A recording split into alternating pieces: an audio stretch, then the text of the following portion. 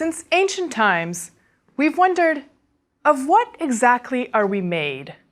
How are we different or the same as the world around us? How did we come to be? In the course of these lectures, we've applied different scientific disciplines to try to find answers to these questions. Biology tells us about cells, the building blocks of our bodies. Physics tells us about the Big Bang, where matter began and the forces that govern the behavior of things. And chemistry tells us that we're made up of a special combination of carbon atoms that form all of the organic compounds. But what are atoms made of? How is it that their structure dictates their properties? What are the fundamental building blocks of the universe? The word atom comes from the Greek for uncuttable or indivisible, underscoring the fact that for centuries, atoms were considered the very basic units of matter. In the late 19th century, physicists and chemists began to realize that atoms themselves can be broken down into subatomic components found within the atom. But the name has stuck. Now we know that an atom is in fact cuttable. It's a dense nucleus of positively charged protons and neutral neutrons surrounded by a cloud of negatively charged electrons. Electrons are bound to the nucleus by the electromagnetic force. They are attracted to its positive core. We classify an atom based on the number of protons in its core, though the chemical properties of an atom are defined by the number of electrons that surround the core. As we'll learn in the next lecture, the placement of electrons around the nucleus is best described by a cloud of probabilities. But for the purposes of this lecture, let's think about atoms as a nucleus surrounded by electrons. By far my favorite concept in chemistry, the study of the composition, properties, and behavior of matter, is the elegant, predictable, and comprehensive periodic table. All the known elements of matter, pure chemical substances made up of only one type of atom, are represented in an orderly fashion. When Russian chemist Dmitry Mendeleev published the first periodic table, the idea that there is an order and periodicity to the elements caused a paradigm shift and an explosion in the study of the chemical properties of matter. The table is an 18 by 7 arrangement of rows and columns, plus a double row on the bottom that can be further divided into blocks and columns. The current table is read from left to right in increasing order of atomic number. And the atomic number is the number of protons in the core of each atom. We'll talk about the properties of the table's rows, columns, and blocks in just a minute. But all of the elements in the table from 1 to 118 have been either discovered in nature, which applies to the first 98 elements, or synthesized in labs, all of the rest. Every few years, we seem to add a new element, and it's unclear right now how many more will be created and how the table will change as a result. Note that the substances in the table are all chemical elements, not mixtures or isotopes, compounds or subatomic particles. As I mentioned a minute ago, the atomic number signifies the number of protons in the core of the nucleus of an atom. But the number of neutrons can vary, creating different isotopes of the same element. One famous example is carbon. The number of protons in the core is always 6. And most carbon atoms also have 6 neutrons. But a tiny fraction have 7, and an even rarer isotope has 8 neutrons. Carbon-14, which has 8 neutrons, is radioactive and is used in radiocarbon dating. But let's get back to the periodic table. The periodic table starts with hydrogen, which is doubly appropriate, not just because it's the simplest of the elements, being made up of only one proton, but also because it's the first element that was formed after the Big Bang. In fact, the most common isotope of hydrogen just has one proton and no neutrons. You can't get much simpler than that. It's also the most common element in our universe, accounting for roughly 74% of the atomic mass of the universe. That is, Of all the known atomic matter, so not including the spooky stuff like black holes and dark matter, which is thought to exist, although nobody's ever seen it, hydrogen atoms account for 3/4 of the mass of the universe. After hydrogen comes helium, the next lightest and most abundant atom. With atomic number of 2, it accounts for about 23 to 25% of the known mass of the observable universe. So if you put hydrogen and helium together, the first 2 elements in the periodic table, they account for the vast majority of known matter. In our own lives, we think of helium primarily as the gas that makes balloons float and can alter our voices temporarily if we inhale just the right way. If it's so abundant, however, how come we're not all walking around sounding like the chipmunks? Well, helium was named for the Greek god of the sun, Helios, and with good reason, since it makes up most of the mass of the sun and other stars. On Earth, it's actually pretty rare, and its most common use is in cryogenics, to keep things very, very cold. And the most abundant commercial use is to cool the superconducting magnets in MRI machines. Both hydrogen and helium are very light, but have very different properties. They have their own row on the periodic table. There is some disagreement, however, as to their placement there. They don't really behave like the other elements in their columns. The rows of the periodic table indicate how many electron shells a given element has, and they are called periods, hence the name periodic table. The columns are called groups. More about those in just a second. As we discussed previously, the electron shells can be thought of as the orbital routes that electrons can travel around a nucleus. Think of these shells for a moment like orbital routes that moons take around a planet. The further out from the planet's core, the wider the diameter of the orbit, and so more electrons or moons could fit into that shell. But keep in mind that what the shells really represent are levels of energy excitation in the electrons, and that what goes on at each level is a lot more complicated than a simple elliptical orbit. The first row of the table contains only helium and hydrogen because they're the only 2 elements that have only 1 electron shell. Each shell can only hold a limited number of electrons, with the first shell holding just 2. As you move from left to right along the period, the radius of each atom decreases. This is because each increase in atomic number, or with each added proton, the electrons are drawn closer to the nucleus. Also, the more tightly the electrons are bound to the nucleus, the harder it is to remove one, and therefore the electron affinity decreases as you go from left to right. This periodicity of the table is what is so wonderful. It allows us to explain why elements behave the way that they do, and predict the existence and properties of elements we haven't yet seen in nature or even synthesized in the lab. In the early models of atoms, electrons were thought to orbit around the nucleus in their shells, with every electron in each shell having the same energy level. That is, picking off any electron from a shell takes the same amount of energy. With advances in physics and chemistry, however, scientists realized that electrons can take several different paths around the nucleus, regardless of their energy level, and that these paths take predictable, repeating shapes. Each orbital shape then was defined as a subshell. So you can have more than one type of shape or subshell at the same energy level or shell. So then, what do the subshells look like? Essentially, their various shapes are dictated by something we learned about electrons earlier. They hate each other. So as they make their way around the nucleus, they repel each other because they have the same negative charge. And they stay as far away from each other as possible.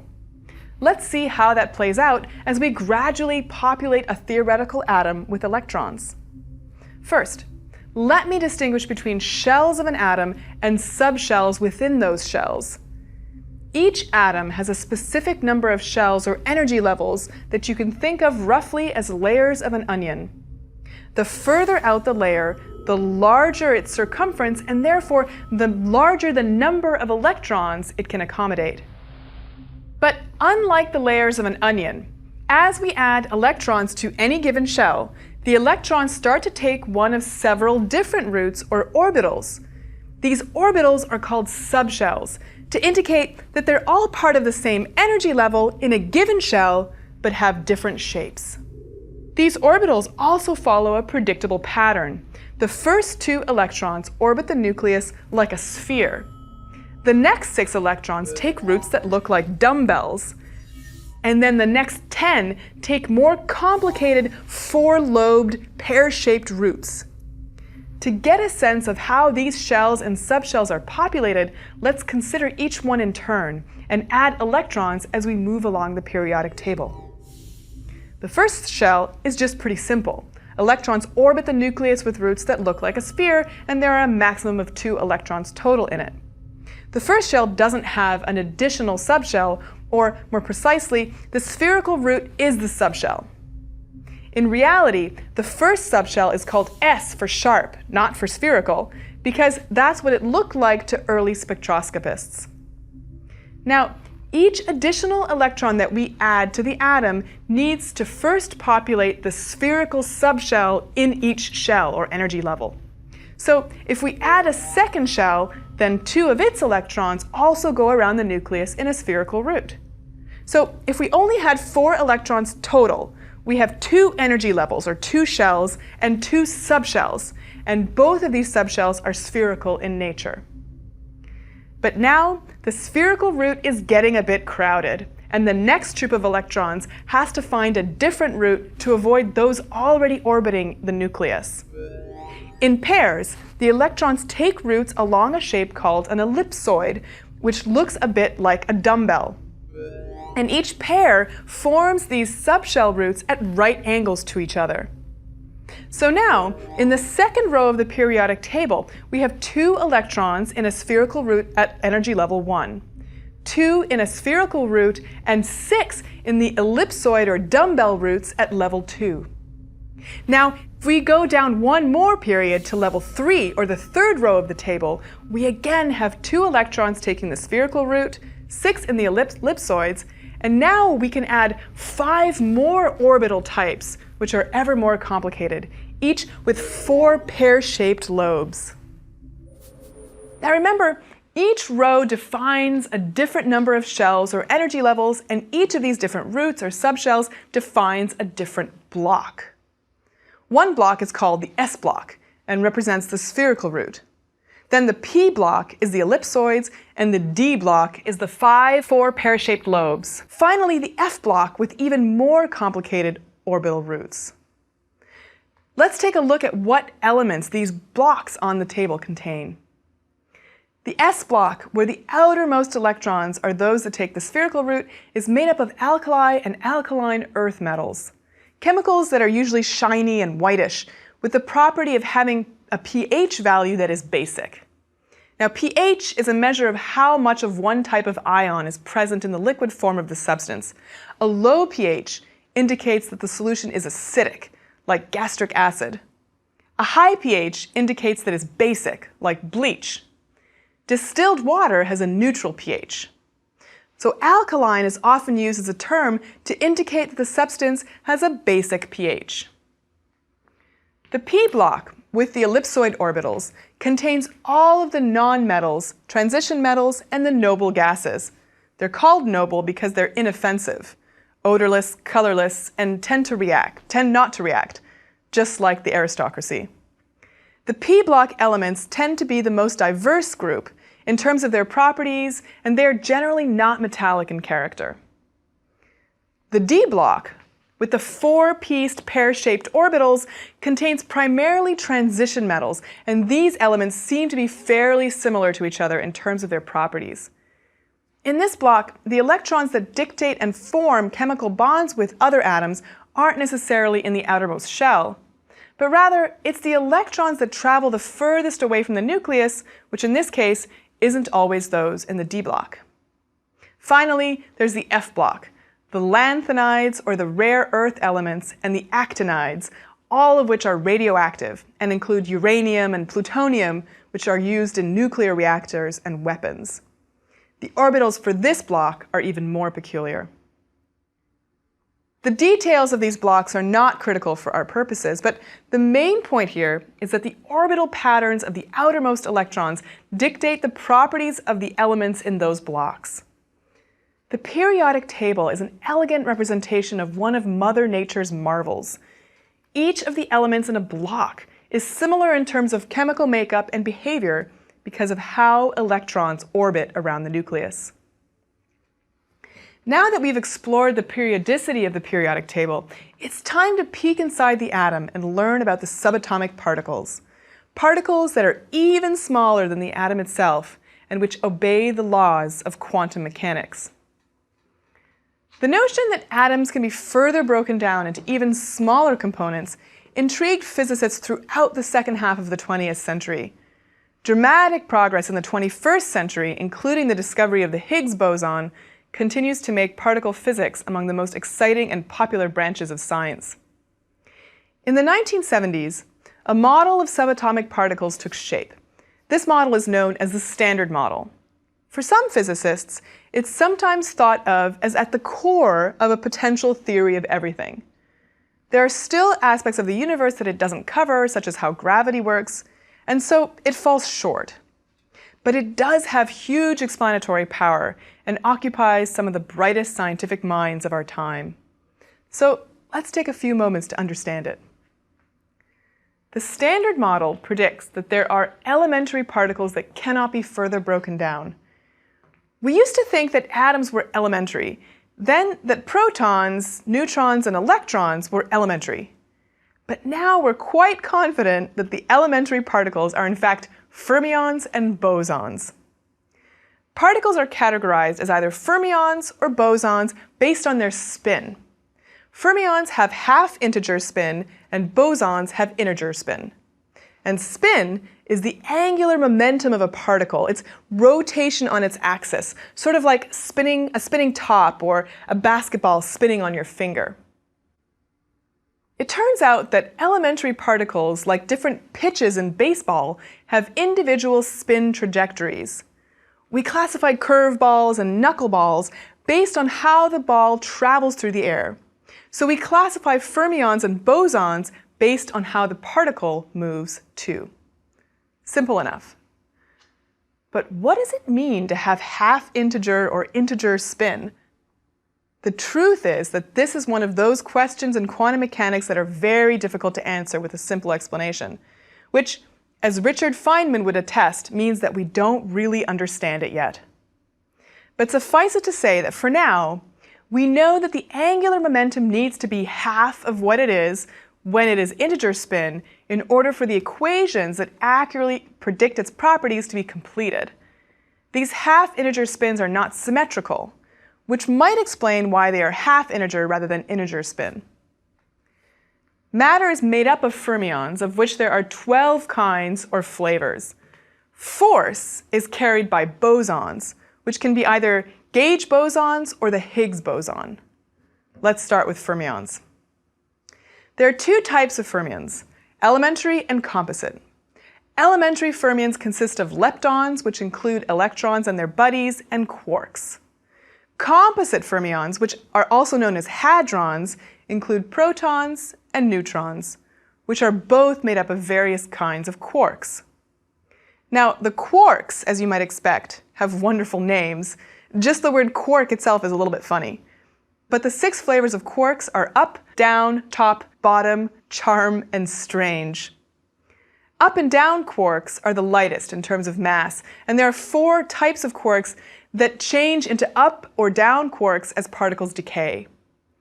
Once they change, they remain relatively stable, so up and down quarks are the most common in the universe, while the other quarks can only be produced under extreme conditions of high energy collisions, like in cosmic rays or in particle accelerators.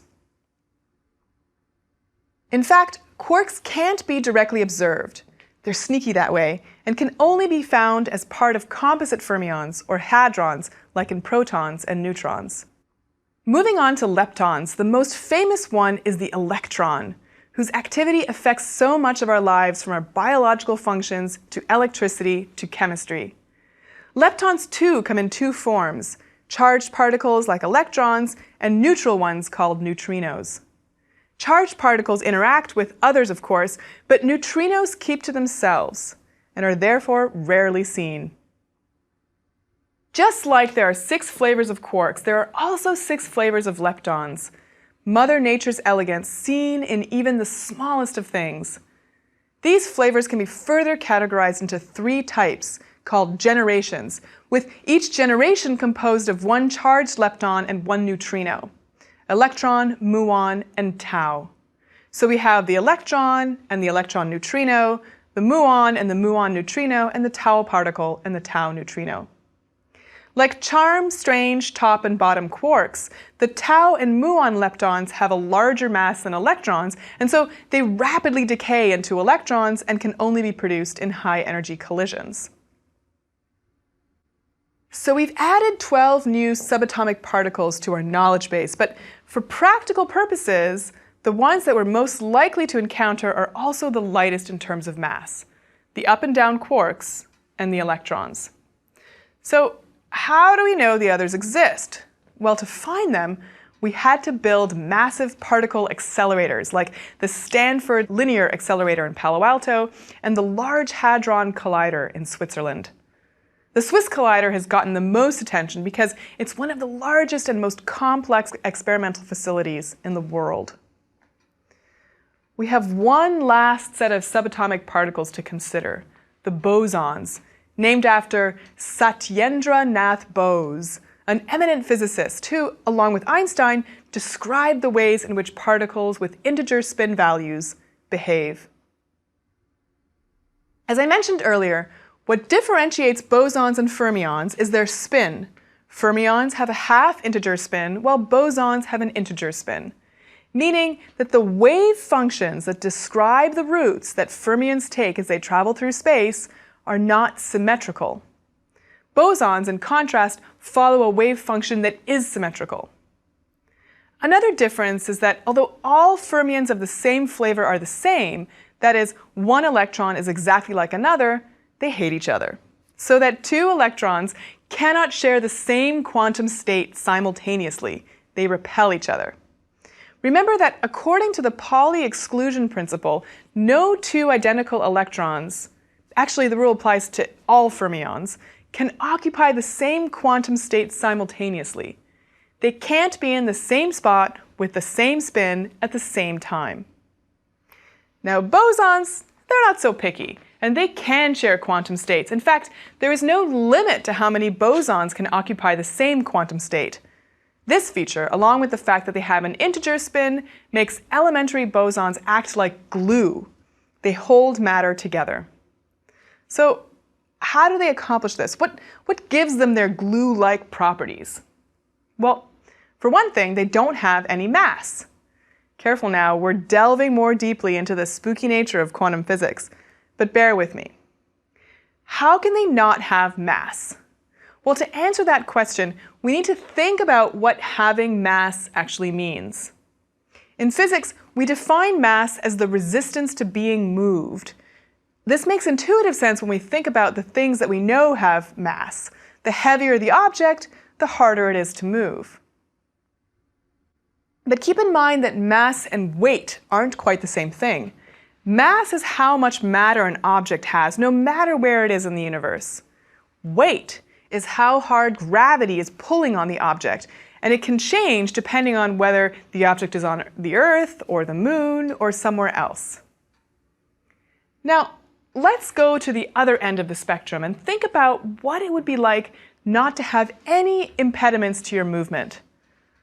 Well, then you'd travel just as fast as possible, and the fastest speed that we know of is the speed of light. Well, that's exactly right. Because light is made up of massless particles called photons, and photons are, yep, you got it, a type of boson. So bosons are all traveling at the speed of light, and anything with mass, even something as light as an electron, can travel at any speed as long as it's slower than the speed of light. Okay, then, but what does the speed of a boson have to do with its ability to hold matter together? Well, if 2 particles can't get if two particles can get close enough in space, they interact with each other. They bounce off of each other, altering each other's motion. Now, we can think of this interaction in two ways. Either the field generated by one particle causes a force on the other, or one particle absorbs a virtual particle emitted by the other. Either way, the force carrier particles, like bosons, mediate the electromagnetic weak and strong forces that we encountered in the last lecture. And electrons and protons are force-carrying particles too, of course, since they carry a negative charge, which exerts a force, repelling like charges and attracting opposite ones. What kinds of elementary bosons do we know of? Well, for decades now, the Standard Model of Physics postulated that there are 4 gauge bosons and all are force carriers. They are the photons, which carry the electromagnetic force, W and Z bosons, which carry the weak interaction force, and gluons, which carry the strong interaction. You might remember these forces from our last lecture. But perhaps the most famous boson is the long, elusive Higgs boson, which was the inspiration behind the Large Hadron Collider. The Higgs boson was conceived of in the 1960s to explain certain inadequacies of the Standard Model as it was then formulated. But first, physicists suggested that there is a Higgs field existing throughout space, and it was thought to be responsible for the weak nuclear force and for how some very light particles like quarks and electrons get their mass. The Higgs boson, then, was believed to be a byproduct of this field when the field was excited, and physicists believed that the existence of the field could be proven if the Higgs boson, its byproduct, was observed. And sure enough, on the 4th of July in 2012, the first evidence of the Higgs boson was observed, and it was confirmed in March of 2013. The observation of the Higgs boson gives physicists hope that we may soon gain a new understanding of how things with mass interact, knowledge that may yet change the world as we know it. There is one more subatomic particle that is still rumored to be out there, and that's the graviton, thought to be the force carrier particle for gravity. Despite the fact that we all experience it every day, gravity remains outside the scope of the Standard Model. Einstein's theories provide an explanation for it, but the search for proof of those theories continues today. We've gotten a good look at the elements that make up matter and the elegant periodicity with which their properties can be predicted from their atomic makeup. Now that we understand how matter is structured, the next step is to delve into how its building blocks behave. In the next lecture, we'll learn that atoms and their component particles don't always act the way they're supposed to. In fact, the smallest bits of matter sometimes act more like waves than like particles. What gives? And what are the implications of this dual nature, the yin and yang of particle physics?